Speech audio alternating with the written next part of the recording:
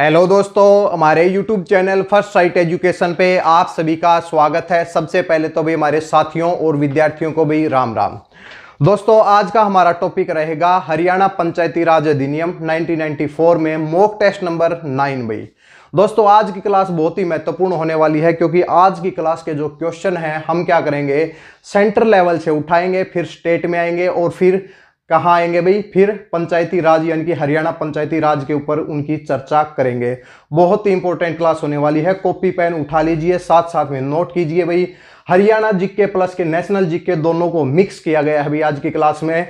इससे पहले भाई 8 मॉक टेस्ट हो चुके हैं। 4 मॉक टेस्ट में आपको ग्राम सीयू का एग्जाम जो कि 9 और 10 तारीख को कंडक्ट कराया गया था।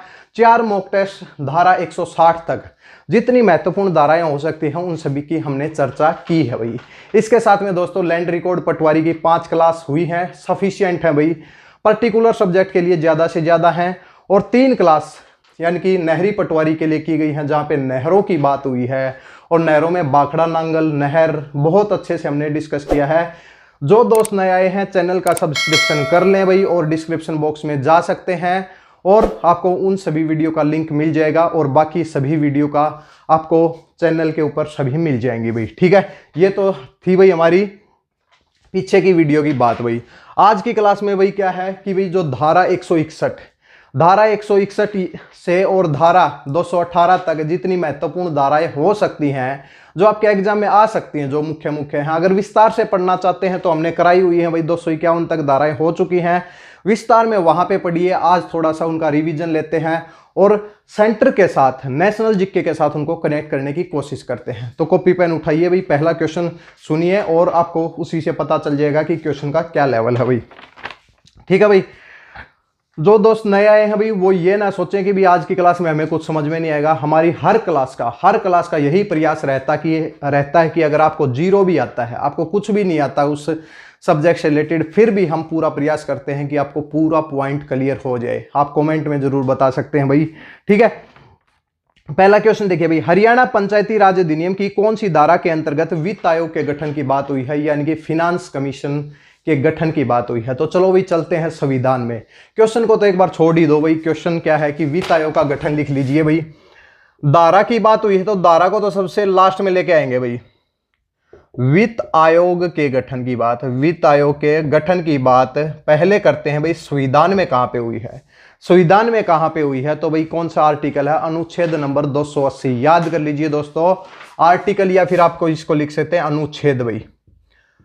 अनुच्छेद 280 में क्या बात हुई है कि भाई एक फिनांस कमीशन का गठन किया जाएगा। कौन करेगा भाई, राष्ट्रपति करेगा। राष्ट्रपति के द्वारा एक फिनांस कमीशन का गठन किया जाएगा जो कि केंद्र सरकार व राज्य सरकार के बीच में टैक्स के बंटवारे को लेके, यानी कि जो भी ग्रांट हैं, जो भी पैसे को बंटवारे को लेके कि राज्यों की स्थिति को किस प्रकार सुधारा जाए, उससे रिलेटेड रिकमेंडेशन देता है कि भी राज्यों का कितना परसेंटेज शेयर होगा। इस चीज से रिलेटेड बात होती है। एग्जाम पॉइंट ऑफ व्यू से फिलहाल याद रखेंगे आर्टिकल कौन सा है भाई, आर्टिकल 280 है भाई। कौन सा आर्टिकल है भाई, आर्टिकल 280 है भाई। ठीक है, अब चलते हैं भाई राज्यों के पास भाई। राज्यों में क्या है भाई, पंचायत है, नगर पालिकाएं हैं। तो भाई एक आर्टिकल है, एक कौन सा अनुच्छेद है भाई, अनुच्छेद 243 है भाई। एक है अनुच्छेद 243 भाई। इस अनुच्छेद 243 में क्या बात हुई है, इसमें क्या इसकी बात हुई है भाई, पंचायतों की बात हुई है भाई। ठीक है भाई, अनुच्छेद 243 में अगर देखा जाए 243 से 243 ओ तक, यानी कि इसमें किसकी बात हुई है, पंचायत की बात हुई है और जिसको दी पंचायत बोला जाता है। क्या बोला जाता है, पंचायत, यानी कि दी पंचायत इसको डिफाइन किया गया है। इसके बाद 243 से यानी कि पी से 243 पी से और जो 243 से ZEF तक चलते हैं तो भाई क्या पता चलता है यहाँ पे, तो ये किसकी है भाई, ये है म्युनिसिपल यानी कि नगर पालिका की। ये देख लेना भाई F तक है या E तक है। ठीक है भाई, ये नगर पालिका भाई, ये शहरों के ऊपर और ये क्या है कि ये ग्रामीण इलाकों के ऊपर ये अलग अलग आर्टिकल दिए गए हैं। 243 आर्टिकल को पढ़ना चाहते हैं, डिस्क्रिप्शन बॉक्स में लिंक मिल जाएगा, विस्तार से आपको पढ़ाया गया है। ठीक है भाई, फिर बात आती है भाई कि आर्टिकल कौन से आर्टिकल के तहत, संविधान में कौन से आर्टिकल के तहत ग्राम पंचायत यानी कि ये कह सकते हैं कि हम पंचायतों के पंचायतों के वित्त आयोग के गठन की बात हुई है, पंचायतों के वित्त आयोग के गठन की बात हुई है। तो भाई 243 क्या है भाई, 243 आई है भाई, क्या है भाई 243 आई है। और फिर अगर नगर पालिका की बात करें तो 243 क्या है भाई, वाई है, 243 आई और वाई है। इसके तहत क्या होगा कि भाई पंचायतों के वित्त आयोग के गठन की बात होगी, पंचायतों के वित्त आयोग के गठन की बात होगी। और 243 वाई में क्या होगा, नगर पालिका भाई, नगर पालिका के वित्त आयोग के गठन की बात होगी। ऐसी बात नहीं है कि हमने आपको ये सब पढ़ाया नहीं है, पहले हमने पढ़ाया है, जो भी धाराएं पढ़ी हैं फिर भी हमने वहां पे पढ़ाया है, लेकिन आज भी थोड़ा हम साथ में इनको डिस्कस कर रहे हैं। 280 के तहत वित्त आयोग का गठन किया जाएगा भाई, कौन करेगा भाई, प्रेसिडेंट करेगा। और सभी रिकमेंडेशन किसको दी जाएंगी भाई, प्रेसिडेंट को दी जाएंगी भाई, ठीक है। फिर अनुच्छेद 243 में क्या क्या बात हुई है भाई, 243 में क्या बात हुई है, पंचायतों की बात हुई है भाई।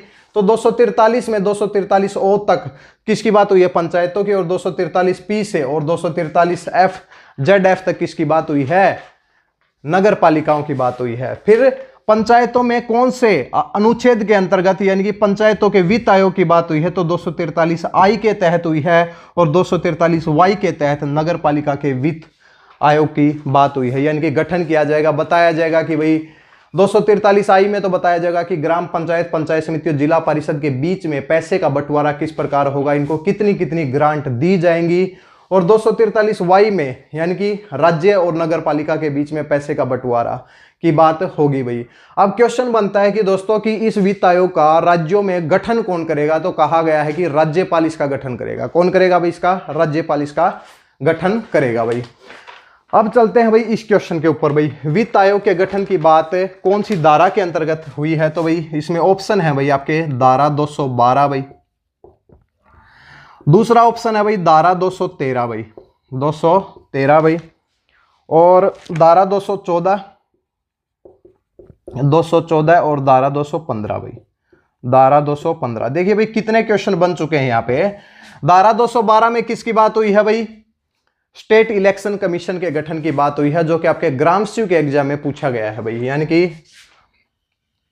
चुनाव आयोग की, चुनाव आयोग या निर्वाचन आयोग भी बोल सकते हैं। चुनाव आयोग के गठन की बात कौन सी धारा में हुई है, तो आप बताएंगे कौन सी है भाई, धारा 212 में। धारा 213 में क्या है कि पंचायतों के वित्त आयोग के गठन की बात हुई है, वित्त आयोग के गठन की बात, ये धाराओं में है भाई हरियाणा पंचायती राज के। 214 में क्या है भाई, जिला योजना समिति भाई, जिला योजना समिति भाई, जिला योजना समिति भाई, जिला योजना समिति। और धारा 215 में रिमूवल ऑफ डिफिकल्टीज यानी कि कठिनाइयों को दूर करना भाई, यानी कि कठिनाइयों को दूर करना। विस्तार से पढ़ना चाहते हैं तो भाई कराया गया है, सब चीजें कराई गई हैं भाई।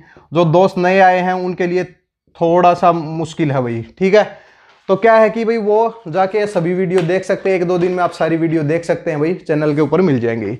देखिए भाई वित्त आयोग के गठन की बात अनुच्छेद 280 के तहत हुई है। अनुच्छेद 243 में किसकी बात हुई है भाई, पंचायतों की बात हुई है। 243 में पंचायत की, पी से क्यू तक नगर पालिका की बात हुई है। 243 आई में पंचायतों के वित्त आयोग की बात हुई है। 243 वाई में नगर पालिका के वित्त आयोग की बात हुई है। वित्त आयोग का गठन धारा 213 के तहत हरियाणा में किया जाएगा भाई, वित्त आयोग के गठन की बात हुई है। और धारा 212 के तहत चुनाव आयोग का गठन किया जाएगा। धारा 214 में जिला योजना समिति का गठन किया जाएगा, जिला योजना समिति की बात हुई है। और धारा 215 के अंतर्गत अगर इस हरियाणा पंचायती राज अधिनियम 1994 को लागू करने में अगर कोई भी दिक्कत आती है तो सरकार अपनी तरफ से कोई भी फैसला ले सकती है भाई, कोई भी फैसला ले सकती है। तो एक क्वेश्चन है भाई, ये पूरा क्या है, एक क्वेश्चन है। उम्मीद करते हैं समझ में आ गया होगा। एक बात करते हैं भाई जिला योजना समिति भाई, जिला योजना समिति की बात संविधान में कौन से आर्टिकल के तहत हुई है, तो भाई ये आर्टिकल अनुच्छेद आर्टिकल ए की बात है भाई, 243 जड डी के तहत भाई, जड डी के तहत इसकी क्या हुई है, बात हुई है भाई। तो इसका आप भाई स्क्रीनशॉट ले सकते हैं भाई, ठीक है भाई। तो इसका स्क्रीनशॉट लें भाई, फिर हम आगे की तरफ बढ़ते हैं भाई। देखिए भाई इसमें एक क्वेश्चन और हमारा बच गया भाई, पहले इसका आपने स्क्रीनशॉट ले लिया भाई, ठीक है। देखिए इसमें एक चुनाव आयोग और है भाई, चुनाव आयोग की बात और हुई है, तो चुनाव आयोग से भी रिलेटेड देख लेते हैं भाई। यानी कि भाई संविधान में कौन से आर्टिकल के तहत, कौन से अनुच्छेद के तहत चुनाव आयोग के गठन की बात हुई है, तो भाई यहां पे लिख लेते हैं चुनाव आयोग, भाई निर्वाचन आयोग बोलते हैं वैसे तो। चुनाव आयोग के गठन की बात संविधान में कौन से अनुच्छेद के अंतर्गत हुई है, तो भाई साथ साथ में लिख लीजिए भाई अनुच्छेद 324 के तहत। 324 के तहत किसका गठन किया जाएगा भाई, यानी कि एक इलेक्शन कमीशन का गठन किया जाएगा, और जिसमें क्या होगा कि इलेक्शन कमीशन इलेक्शन कराएगा किसके भाई, पार्लियामेंट के इलेक्शन कराएगा भाई, हाउस ऑफ पीपल के पार्लियामेंट के इलेक्शन कराएगा। इसके साथ साथ में प्रेसिडेंट और वाइस प्रेसिडेंट के इलेक्शन भी करवाएगा भाई। प्रेसिडेंट, वाइस प्रेसिडेंट और पार्लियामेंट के इलेक्शन कराने का दायित्व तो किसके पास होता है, इलेक्शन कमीशन के पास होता है, इलेक्शन कमीशन के पास होता है। कौन से अनुच्छेद के अंतर्गत, तो भाई अनुच्छेद 324 के अंतर्गत। अब राज्यों में आते हैं भाई, तो राज्यों में क्या है भाई, आर्टिकल 243 में ही फिर चलते हैं भाई। आर्टिकल 243 में तो भाई एक राज्य चुनाव आयोग होता है। यहाँ पे तो क्या है, चुनाव आयोग है, यहाँ पे क्या है भाई, एक राज्य चुनाव आयोग है। राज्य चुनाव आयोग क्या करवाता है भाई, राज्य चुनाव आयोग का काम होता है कि भाई जो राज्य में पंचायतों के इलेक्शन करवाना, यानी कि जिसमें तीनों पंचायतें आ जाती हैं, और इसके साथ में भाई नगर पालिका के इलेक्शन कराने का दायित्व तो किसके पास होता है भाई, राज्य चुनाव आयोग के पास होता है। तो पंचायतों की बात होगी तो पंचायतों के आर्टिकल कहां से कहां तक है भाई, 243 से 243 ओ तक है भाई, जिसमें 243 के भाई, 243 के तहत भाई चुनाव आयोग की बात हुई है, राज्य चुनाव आयोग की बात हुई है। किसकी बात हुई है, राज्य चुनाव आयोग की बात हुई है। यानी कि आप ये कह सकते हैं इलेक्शन ऑफ पंचायत बोल सकते हैं भाई, यानी कि पंचायत के चुनाव, ये तो राज्य चुनाव आयोग कराएगा भाई। लिखा क्या गया है, पंचायत के चुनाव भाई, पंचायत के चुनाव भाई कौन से अनुच्छेद के अंतर्गत है, 243 के अंतर्गत है भाई। और देख लेते हैं भाई 243 जड ए के अंतर्गत है भाई, नगर पालिका के चुनाव होंगे भाई। किसके चुनाव होंगे, नगर पालिका के चुनाव होंगे भाई, नगर पालिका के चुनाव होंगे भाई, ठीक है भाई। और फिर धारा के ऊपर चलते हैं, तो धारा 212 है भाई, 324, 243 के, 243 जड ए, और इसके साथ में 212 भाई। कप कॉपी पेन उठा के भाई नोट कर लीजिए भाई, ये बाद में चीजें आपको समझ में नहीं आएंगी, क्योंकि जब एग्जाम में आएगा तो एग्जामिनर किस प्रकार एग्जाम सेट करता है। देखिए भाई, अगर उसने अब की बार धारा 212 पूछी है, धारा 212 पूछी है, तो अगर वही एग्जामिनर हुआ तो चलो भाई ठीक है भाई, अब की बार क्या है कि सेंटर से क्वेश्चन डालते हैं, या सेंटर से नहीं डालते हो भाई, 243 आर्टिकल से पूछते हैं। अगर 243 का भी नहीं पूछ रहे तो भाई पूछते हैं फिर भाई संविधान में, यानी कि चुनाव आयोग की बात कहां पे हुई है, ठीक है। फिर क्वेश्चन ये भी डाल सकता है भाई, स्टेट इलेक्शन कमीशन भाई, कि भाई इलेक्शन कमीशन ऑफ इंडिया कौन है, कमेंट में बताएं भाई, इलेक्शन कमीशन ऑफ इंडिया का नाम बताएंगे, कमेंट में कुछ क्वेश्चन बताने हैं आपको, इलेक्शन कमीशन ऑफ इंडिया का नाम बताएंगे।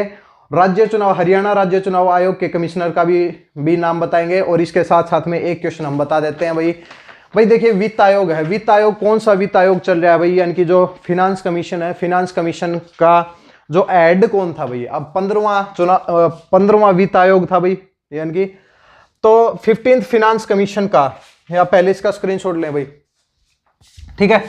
तो 15th फिनांस कमीशन है, तो उसका भाई वो कौन था भाई, हेड कौन था भाई, तो वो क्या था भाई, एन.के. सिंह था। कौन था भाई, एन.के. सिंह था, एन.के. सिंह, यानी कि इसको नंद किशोर बोलते हैं भाई, नंद किशोर उसका नाम था भाई, नंद किशोर सिंह भाई, किशोर सिंह, यानी कि 15th फिनांस कमीशन का जो हेड था कौन था भाई, नंद किशोर सिंह था। ये बहुत बार पेपर में पूछा जाता है, ये आपके आ सकता है भाई, ठीक है। 15th फिनांस कमीशन का जो हेड कौन है भाई, वो नंद किशोर है भाई। कौन सा है भाई, 15th है। और ये चलेगा कहां से कब तक चलेगा भाई, ये 2020 से लेके 2025 तक ये चलेगा, और ये 2023 और 22 में एक वित्त आयोग का गठन और किया जाएगा, जो 16वां होगा, और जिसका कार्यकाल 25 से यानी कि 30 तक होगा भाई। एक कमेंट बॉक्स में ये भी बताएंगे कि 14th फिनांस कमीशन का जो हेड कौन था भाई। एक क्वेश्चन बताएंगे इलेक्शन कमीशन ऑफ इंडिया कौन है, और एक हरियाणा में राज्य चुनाव आयोग यानी कि कमिश्नर का क्या नाम है भाई, ठीक है। तो ये सब आप कमेंट सेक्शन में बताएंगे भाई। चलो भाई आगे की तरफ बढ़ते हैं, एक क्वेश्चन और लेते हैं भाई। देखिए भाई क्वेश्चन था धारा का, लेकिन बना क्या दिया, सब कुछ ऐड कर दिया भाई।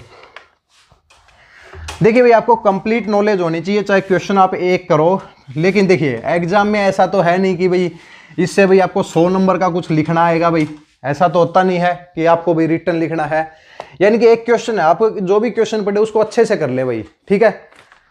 तो भाई एक क्वेश्चन और है भाई, हरियाणा पंचायती राज अधिनियम की कौन सी, ये हमने पहले कराए हुए हैं, सुन लीजिए भाई।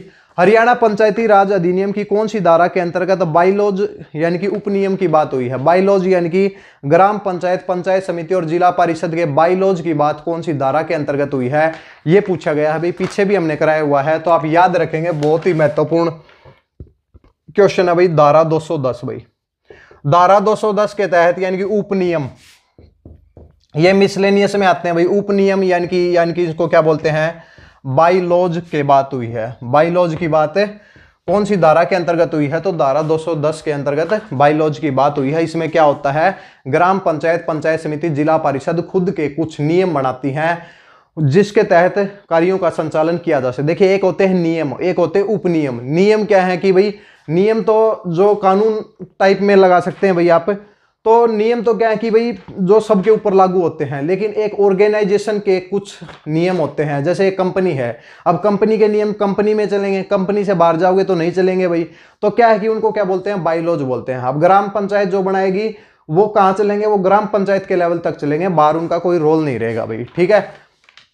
तो ये क्या है भाई, धारा 210 के अंतर्गत ये बनाए गए हैं। इसके साथ में भाई बता देते हैं इंपॉर्टेंट धाराएं। धारा 209 भाई, सरकार की नियम बनाने की शक्ति भाई, सरकार की नियम बनाने की शक्ति। तो हरियाणा पंचायती राज नियम बनाने की शक्ति, बनाने की शक्ति। तो भाई क्या है कि भाई जो सरकार है, सरकार ने जो हरियाणा पंचायती राज अधिनियम 1994 में जितने भी नियम बनाए हैं, कुछ भी, चाहे किसी चीज से रिलेटेड लगा लो भाई, कि फाइन से रिलेटेड लगा लो, जो भी नियम बनाए गए हैं वो कौन बनाती है? सरकार बनाती है। यानी कि यहाँ पे राज्य सरकार की बात हुई है भाई, ठीक है भाई। इसके साथ में भाई धारा 208 भाई, इंपॉर्टेंट बता रहे हैं भाई, कहां से कहां तक पढ़ रहे हैं भाई हम? 161 से यानी कि 218 तक पढ़ रहे हैं भाई, ठीक है। तो धारा 208 भाई, धारा 208 में क्या बात हुई है? निवर्तमान, यानी कि भाई निवर्तमान पंच, सरपंच, कोई भी सदस्य भाई, जैसे पंचायत समिति का सदस्य है, या फिर प्रेसिडेंट यानी कि चेयरमैन भाई, चेयरमैन, अध्यक्ष, उपाध्यक्ष,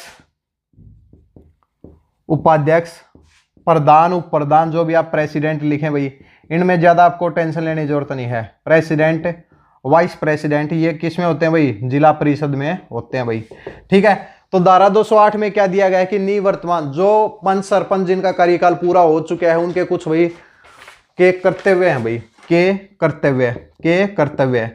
अगर उनका कार्यकाल पूरा हो चुका है तो भाई वो जा रहे हैं, तो क्या करेंगे भाई? अपने पास जितनी संपत्ति है, अपना पद है, सभी क्या करेंगे? जो नया पंच सरपंच आएगा उसको देना पड़ेगा भाई। कौन सी धारा के अंतर्गत भाई? तो धारा 208 के अंतर्गत। इसके साथ में भाई धारा 211 भाई, धारा 211 भाई, धारा 211 में क्या है कि भी सरकार के चुनाव कराने की शक्ति भाई, सरकार की चुनाव कराने की शक्ति भाई, याद हो जानी चाहिए भाई। जो दोस्त हमारे से पहले से जुड़े हुए हैं भाई, उनको तो भाई कोई प्रॉब्लम नहीं आनी चाहिए। जो पहले से जुड़े हुए हैं कमेंट सेक्शन में ये बताएं कि आपको भाई ये पहले से आती हैं।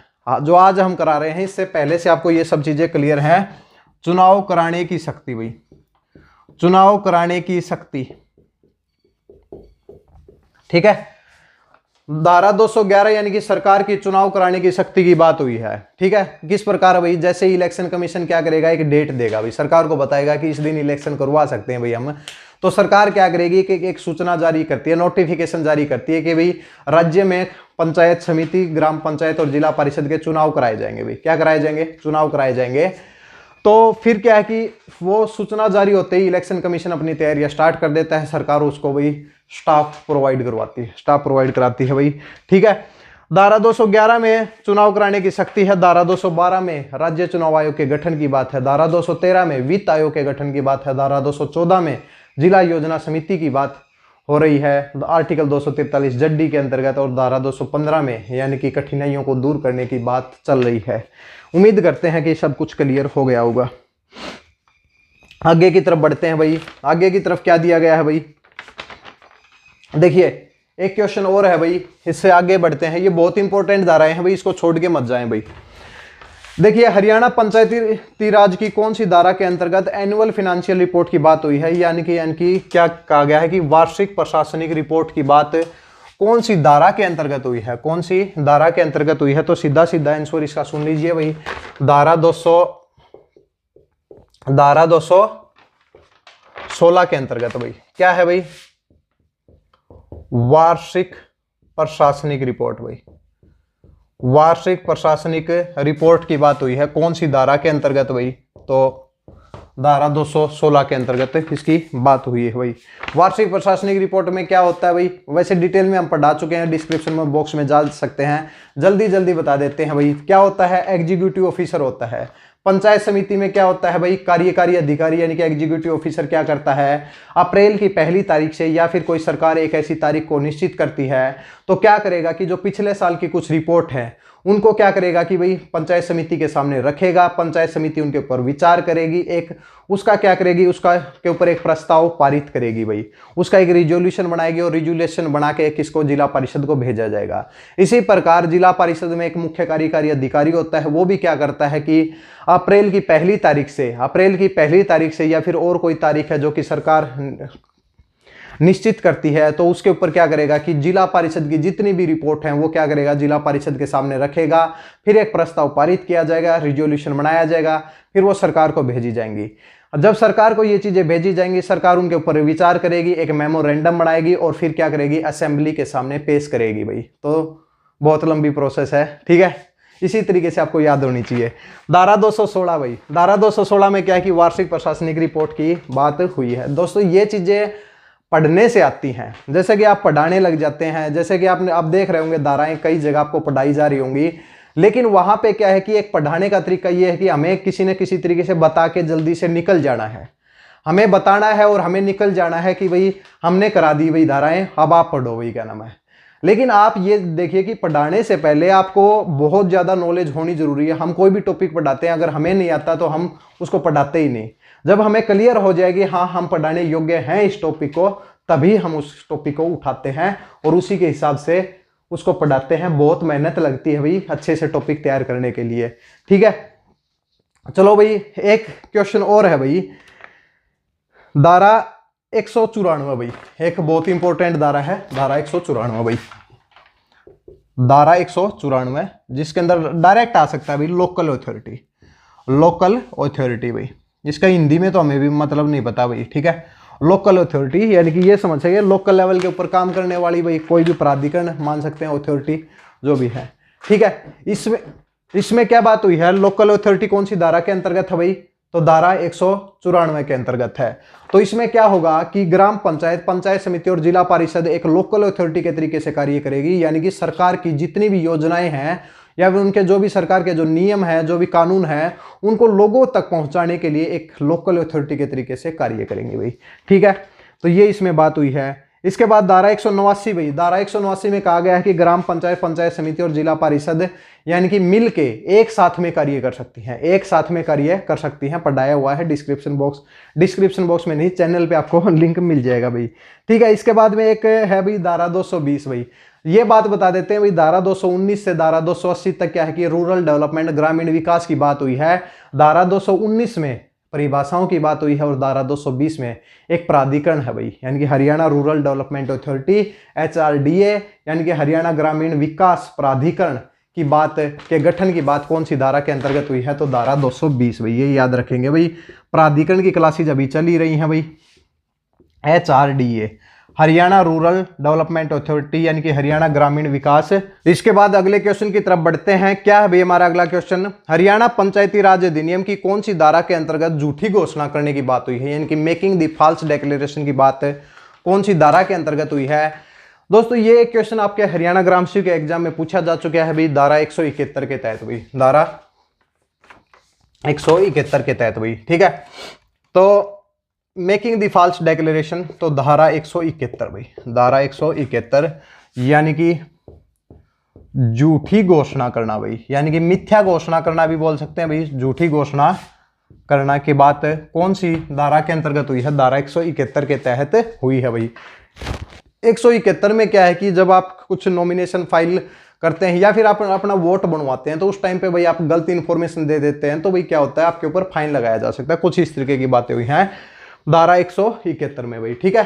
तो भाई दोस्तों जैसे कि हमारे पढ़ रहे थे, जैसे कि हम चैप्टर कौन सा था भाई, चैप्टर 20 भाई, चैप्टर 20 भाई, चैप्टर 20 में कहां से कहां तक है, धारा 162 से यानी कि 188 तक की सभी धाराओं की बात कहां पे हुई है, तो भाई चैप्टर 20 के अंतर्गत हुई है, जिसमें भाई इलेक्शन से रिलेटेड नियम बनाने की बात हुई है। इलेक्शन जब कराए जाएंगे तीनों के, ग्राम पंचायत, पंचायत समिति और जिला परिषद के, तो उसमें जो जो नियम बनाए जाते हैं उनकी बात कहां पे हुई है, चैप्टर 20 में हुई है। चैप्टर 21 में क्या है भाई, मिसलेनियस है, और चैप्टर 22 में रूरल डेवलपमेंट की बात होती है। तो भाई टोटल जो चैप्टर अभी हैं वो कितने हैं भाई, 22 चैप्टर हैं भाई। तो धारा 171 में भाई झूठी घोषणा करना भाई। इसके बाद एक क्वेश्चन और है भाई कि भी धारा 167 भाई, बहुत ही इंपॉर्टेंट धाराएं करा रहे हैं अभी आज, बिल्कुल लास्ट तक बने रहे भाई। धारा 167 और इसके साथ में एक चीज और लिख लेते हैं भाई, धारा 168 चारों ही लिख लेते हैं भाई, और इसके बाद में धारा 175 भाई, धारा 175। देखिए धारा 167 में क्या कहा गया है कि ये सब चीजें आप जानते होंगे। धारा 167 में कहा गया है कि जब चुनाव की वोट बनवाने की बात आती है, वोट बनवाने की बात आती है, तो आपका अगर मान लिया कि वोट कहां पे, आपका वोट है ग्राम पंचायत में, 1 मिनट के लिए मान लेते हैं ग्राम पंचायत में, ठीक है। ग्राम पंचायत को वोटिंग करवाने के लिए क्या किया जाता है, एक सरपंच का तो कॉमन चुनाव होता है, इसके साथ में वार्ड में बांटा जाता है भाई, वार्ड में बांटा जाता है। तो आपका किसी एक वार्ड में वोट होगा भाई, एक वार्ड में वोट होगा, तो इसमें धारा 167 में कहा गया है कि आप एक से ज्यादा वार्ड के अंदर वोट नहीं बनवा सकते भाई। ये नहीं कि आपका भी 2 वार्ड के अंदर वोट हो भाई, 2 वार्ड के अंदर वोट नहीं हो सकता, यानी कि एक से ज्यादा इलेक्टोरल डिवीजन में आपका वोट नहीं हो सकता। कौन सी धारा के अंतर्गत भाई, धारा 167 के अंतर्गत, धारा 167 के अंतर्गत, धारा 168 भाई। धारा 167 में 68 में ठीक है भाई, आपका एक वार्ड के अंदर वोट है, लेकिन एक वार्ड में आपके 2 वोट नहीं हो सकते। आप समझने की कोशिश कीजिए भाई, इसे लिखने में ये बहुत बड़ा होगा, लेकिन आप इसको समझने की कोशिश कीजिए। धारा 167 में आप एक से ज्यादा वार्ड के अंदर वोट नहीं बनवा सकते, और धारा 168 में आप एक वार्ड के अंदर एक से ज्यादा वोट नहीं बनवा सकते। समझ गए होंगे भाई, ठीक है। धारा 175 में भाई अयोग्यताओं की बात हुई है कि भाई जब आप इलेक्शन लड़ते हैं तो आपके लिए कुछ नियम, कायदे, कानून रखे गए हैं कि भाई अगर आप उनका उल्लंघन करेंगे, या फिर पहले से कुछ आप नॉमिनेशन फाइल करते हैं तब कुछ आपकी गलती इंफॉर्मेशन देंगे, या फिर आपके पास क्रिमिनल केस चल रहा, आप बताते नहीं हैं, तो इस तरीके की बात अयोग्यताओं के लिए कि जिनके ऊपर आप इलेक्शन नहीं लड़ सकते। अगर कल को अगर आपने उन चीजों का उल्लंघन किया है या फिर आपने गलत इंफॉर्मेशन दी है, कल को उनके तहत आपको हटाया भी जा सकता है। अयोग्यताओं की बात हुई है। धारा 175 में डिस्क्वालिफिकेशन यानी कि अयोग्यताओं की बात हुई है, अयोग्यताओं की बात हुई है। कौन सी धारा के अंतर्गत, धारा 175 के अंतर्गत भाई, ठीक है भाई। दोस्तों देखिए, जो भी कंटेंट हम पढ़ा रहे हैं अभी, जो हमने देखिए सबसे पहला जो कंटेंट हमने पढ़ाया है, पंचायती राज की धाराओं को हमने स्टार्ट किया बिल्कुल विस्तार से। फिर हमने स्टार्ट किया किसको भाई, लैंड रिकॉर्ड पटवारी की। अब आप देखिए कि जैसे जैसे ही हमने पढ़ाया है same as it is pattern के ऊपर, same as it is pattern के ऊपर, जैसे पहले किसी ने ये नहीं बताया कि इनका सिलेबस क्या होगा भाई, किसी ने नहीं बताया आपको। आप ये कमेंट में भी हमें बताएं, किसी ने आपको नहीं बताया कि भी लैंड रिकॉर्ड पटवारी, नहरी पटवारी में क्या पढ़ना है। सबसे पहले जैसे ही हमने बताया तो लोगों ने वीडियो देखे, जो पढ़ाने वाले हैं उन्होंने वीडियो देखे, और उसी के हिसाब से, उसी पैटर्न के ऊपर अब वीडियो बना रहे हैं भाई, और उसी हिसाब से same as it is copy हो रही है। समझ रहे हैं, मतलब कि पहले आपको नहीं पता, पहले आप देखते हैं कि कौन पहले पढ़ाएगा, फिर जो पढ़ाएगा उसका देख के हम पढ़ा देते हैं भाई, ये ठीक नहीं है वैसे, ठीक है। चलो भाई आगे की तरफ बढ़ते हैं भाई। एक क्वेश्चन ये भी हम करा चुके हैं, प्रशासनिक रिपोर्ट के बारे में भी बता चुके हैं। एक भाई बहुत ही इंपॉर्टेंट क्वेश्चन है भाई, कहा गया है कि हरियाणा पंचायती राज अधिनियम की कौन सी धारा के अंतर्गत prohibition of canvassing votes in the polling station, यानी कि हरियाणा पंचायती राज अधिनियम 1994 की कौन सी धारा के अंतर्गत पोलिंग स्टेशन में वोट मांगने पर मनाही है। यानी कि जिस दिन वोटिंग होती है उस दिन आप वोट नहीं मांग सकते भाई, उस दिन आप क्या नहीं कर सकते, वोट नहीं मांग सकते भाई, पोलिंग स्टेशन में नहीं मांग सकते भाई, ठीक है। तो इसकी बात कौन सी धारा के अंतर्गत हुई है, तो भाई धारा है भाई, धारा 180 भाई। कौन सी है भाई, धारा 180 भाई, धारा 180 भाई। तो क्या हुई है भाई, प्रोहिबिशन भाई, आप हिंदी के अंदर लिख ले भाई, प्रोहिबिशन ऑफ कन्वेसिंग भाई, canvassing votes in polling station भाई, यानी कि पोलिंग स्टेशन में वोट मांगने पर मनाही, ठीक है। पोलिंग स्टेशन आप ये लिख सकते हैं भाई, ठीक है। तो धारा 180 दी गई है, यानी कि उस दिन आप किसी को भाई वहां पे वोट नहीं मांग सकते, अगर किसी का वोट छीन नहीं सकते, किसी को वोट देने से रोक नहीं सकते, या फिर किसी को परसुएड नहीं कर सकते। इस तरीके की बहुत चीजें होती हैं। अगर वहां पे अगर मान ले कि जो भी उसका प्रिसाइडिंग ऑफिसर होता है तो उसको अगर पता चलता है ऐसा, तो वो आपको क्या कर सकता है, जेल भेज सकता है पुलिस के द्वारा भाई। कुछ ऐसी बातें हुई हैं, फाइन 5,000 रुपए तक का भी लग सकता है भाई, ठीक है। इसके बाद धारा 178 है भाई, अगर इलेक्शन अगर इनवैलिड हो जाए, रद्द हो जाए, इनवैलिड घोषित कर दिया जाए तो दोबारा इलेक्शन कराए जाएंगे, कोई बड़ी बात नहीं है धारा 178 के अंतर्गत। धारा 179 में क्या है कि चुनाव आयोग की गवर्नमेंट से भाई स्टाफ की मांग करने की। धारा 179 में क्या दिया गया है कि चुनाव आयोग क्या करेगा कि गवर्नमेंट से स्टाफ की उपलब्धता मांगेगा भाई। अब खुद तो कर नहीं सकता भाई, स्टाफ किसका चाहिए, गवर्नमेंट की स्टाफ देती है। आप देखते हैं कि जितने भी टीचर हैं इन सभी की क्या होती है, ड्यूटी लगती है भाई वहां पे, तो इस तरीके की बातें होती हैं, ठीक है। और धारा 181 के तहत क्या क्या गया है, penalty for the disorderly behave. अगर डिसऑर्डरली लाउड स्पीकर से आप वहां वोट मांग रहे हैं, इस तरीके की अगर हरकत की जा रही है, तो भाई वहां पे क्या है, उसके लिए पेनल्टीज लगाई गई है 5,000 रुपए तक की। हमने देखिए हम इसको क्यों नहीं लिखवा रहे भाई, अब जो इंपॉर्टेंट है उसको हमने लिखवा दिया। अब लिखवा क्यों नहीं रहे, क्योंकि हमने ये सब पढ़ाया हुआ है। डिटेल में जाइए, सब चीजों को देख लीजिए, 2-3 दिन के अंदर आप पूरी पंचायती राज की धाराएं पढ़ सकते हैं। इसके साथ में हम ये भी सोच रहे हैं कि भाई 100 धाराओं की 3 क्लासेज आ जाएं। 100 एक दिन में 100, दूसरे दिन 100 और तीसरे दिन 80, यानी कि 280 धाराएं 3 दिन के अंदर कंप्लीट हो जाएं। ऐसा प्लान हमारा चल रहा है अभी, ठीक है। इसके साथ में भाई एक क्वेश्चन हो रहा है भाई, सबसे लास्ट क्वेश्चन जिसको हम बोल सकते हैं आज की क्लास का। हरियाणा पंचायती राज अधिनियम की कौन सी धारा के अंतर्गत भूमि के अधिग्रहण की बात हुई है। भूमि का अधिग्रहण भाई दोस्तों, जब कभी भी किसी ग्राम पंचायत, पंचायत समिति या जिला परिषद को किसी गांव में किसी भूमि की जरूरत हो, और वो भूमि हो आपकी भाई, भूमि हो आपकी, लेकिन ग्राम पंचायत को चाहिए भाई, तो क्या होगा, आप कहेंगे कि नहीं देंगे भाई, जमीन तो हमारी है, क्या नाम है। लेकिन ये होती है कि भाई सरकारी कार्यों के लिए अगर सरकार को कभी भी जरूरत पड़ती है, तो भूमि अधिग्रहण बिल है 1894, वो सरकार के द्वारा बनाया गया है। अगर इनको जरूरत है किसी को, तो भाई क्या कर सकती है, ग्राम पंचायत, पंचायत समिति और जिला परिषद पहले प्राइवेट नेगोशिएशन करेगी। आपके घर जाके आपसे बात करेगी कि भाई जमीन चाहिए, इस हिसाब से इसके रेट ले लीजिए भाई, जो भी हैं, इस तरीके की बातें होती हैं। जब आप नहीं मानते तो क्या है भाई, जमीन तो चाहिए भाई, जमीन चाहिए तो क्या करेगी भी, ग्राम पंचायत सरकार के पास जाएगी, सरकार अपना भाई वो कानून लागू करेगी 1894 के अधिग्रहण बिल के साथ। आपको जमीन छोड़नी पड़ेगी, उसी के हिसाब से आपको कीमत दी जाएगी। कीमत देगी कौन भाई, ग्राम पंचायत को जरूरत है, ग्राम पंचायत दे भाई पैसा, सरकार आएगी, सरकार कागज कार्रवाई कुछ करेगी, कागज कार्रवाई तो करने के बाद सरकार भी कहेगी ग्राम पंचायत को, लाओ भी पैसा दो भाई, हमें हमारा भी पैसा लग गया है। इस तरीके की बातें होती हैं। तो भाई ये सब चीजें जानना बहुत जरूरी है आपको। ये नहीं कि वहां पे आप बिल्कुल हो गए कि भाई नहीं हमारी, आप ये सोच रहे हो कि हमारी जमीन हमारे लिए वो है, तो सरकार को चाहिए तो सरकार ले सकती है भाई जमीन को। जैसे सड़क निकलती है आपके खेत से कभी, तो आपको जमीन देनी पड़ती है। तो हमारा ये काम नहीं है कि भाई सड़क दे या ना दे, हमारा काम है, पेपर वाला अगर पूछेगा तो हम क्या कहेंगे भाई, हम कहेंगे कि भाई ये तो बात हो रही है भाई धारा 200 के अंतर्गत भाई, धारा 200 के अंतर्गत भाई, धारा 200 के अंतर्गत भूमि के अधिग्रहण की बात हुई है। तो भूमि के अधिग्रहण की बात कौन सी धारा के अंतर्गत हुई है, तो भाई धारा 200 के तहत हुई है। और सरकार का जो भूमि अधिग्रहण है वो 1894 है भाई, 1894 का भूमि अधिग्रहण है, कोई एक्ट है भाई, ठीक है।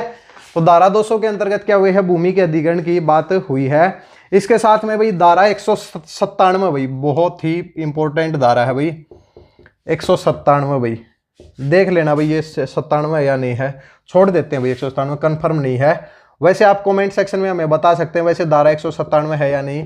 सेवक जनता के सेवक हों भाई, सेवक जनता के सेवक हों भाई, सेवक जनता के सेवक हों भाई, बहुत अच्छी बात है भाई। जितने भी जो भी ग्राम पंचायत, पंचायत समिति में भाई जितने भी जो कर्मचारी हैं, जो भी ये जो सरपंच है, पंच है, कहा गया है कि ये सभी क्या होने चाहिए, जनता के सेवक होने चाहिए। नेता भी एक जनता का सेवक होता है, नेता भी एक जनता का सेवक होता है। तो कहा तो ये जाता है लेकिन सच्चाई कुछ अलग होती है, सेवक ही जनता के सेवक हों भाई, ठीक है। इसके साथ में भाई धारा 202 भाई, धारा 202 भाई, उधार लेने की शक्ति भाई, उधार लेने की शक्ति, उधार लेने की शक्ति भाई। इसी प्रकार भाई आपको 200 धाराएं पढ़ाई जाएंगी, आप बिल्कुल बोर नहीं होंगे भाई, ठीक है। उधार लेने की शक्ति, यानी कि ग्राम पंचायत, पंचायत समिति, जिला परिषद को कभी भी पैसे की जरूरत हो तो सरकार की अनुमति से वो अपना पैसा उधार ले सकती है। और लेकिन जब भी उसका फंड आएगा, तो क्या करेगी भाई, फंड आते ही क्या करना पड़ेगा, पैसा देना पड़ेगा। सबसे पहली प्रायोरिटी होती है जो भी उधार लिया गया है उस पैसे को उधार में चुकाओ भाई, और फिर बाद में और बचे हुए पैसे से भाई कुछ कार्य करो भाई। धारा 203 भाई, शक्तियों का प्रत्यायोजन भाई, बहुत इंपॉर्टेंट धारा है। शक्तियों का प्रत्यायोजन भाई, शक्तियों का प्रत्यायोजन भाई।